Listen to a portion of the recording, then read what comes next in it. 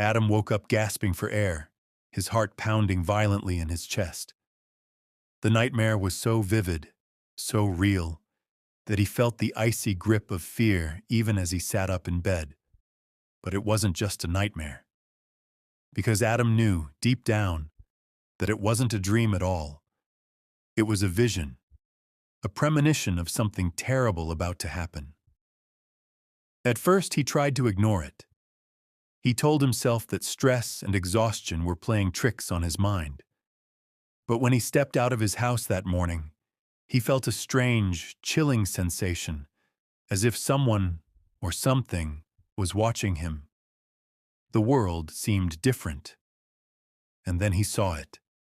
A man crossing the street. Adam had seen this exact moment in his dream. He had seen how, in mere seconds, a truck would come speeding around the corner, unable to stop in time. Panic surged through him, and before he could think, he shouted, "Stop!" The man turned to look at him, confused, but that second saved his life. The truck roared past, missing him by inches. Bystanders gasped, and Adam felt a wave of dizziness wash over him. This wasn't just déjà vu. He had seen the future. From that moment, the visions came more frequently. At first, they were small, a glass slipping from someone's hand before it happened, a lost pet that would be found in a specific location. But then they became worse, darker. He started seeing people die. Each night, Adam would wake up drenched in sweat, his mind filled with horrifying images of tragedies waiting to unfold. A car crash, a house fire, a person collapsing in the street. He couldn't just stand by and do nothing. He had to try and stop them. But the more he interfered, the worse things became. A curse, not a gift. One night, he had a vision of a school building collapsing. Students and teachers screaming, smoke, fire. He rushed to the authorities the next morning, trying to warn them. He pleaded with them to evacuate the school, but they dismissed him as delusional. And then, nothing happened.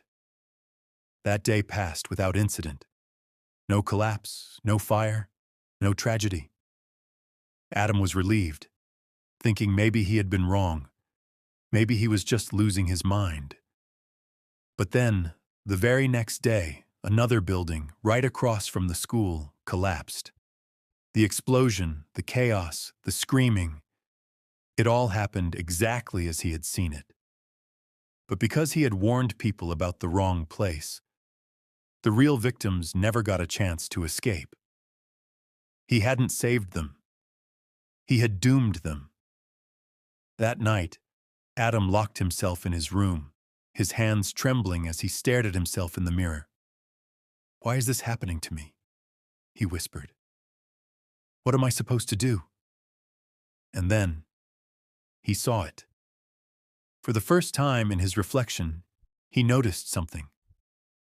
A faint, dark mark on his forehead. A mark that hadn't been there before. His breath caught in his throat. Slowly, he reached up and touched it. And the moment he did, a flood of memories, memories that weren't his, rushed into his mind. He saw people before him, others who had the same ability. Some who had used it for good, others who had been consumed by it. He saw how, over time, their visions became stronger, but also more dangerous. And then he saw their fates. None of them had survived. His ability wasn't a gift.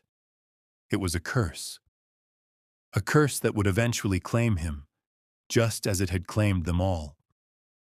That night, Adam had another vision.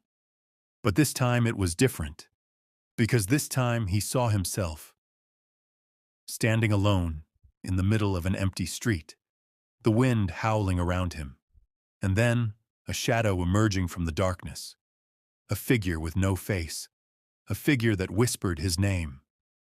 Adam. The moment he saw it, he jolted awake, his body drenched in cold sweat. He didn't know what it meant. He didn't know when it would happen. But he knew one thing for certain. His time was running out.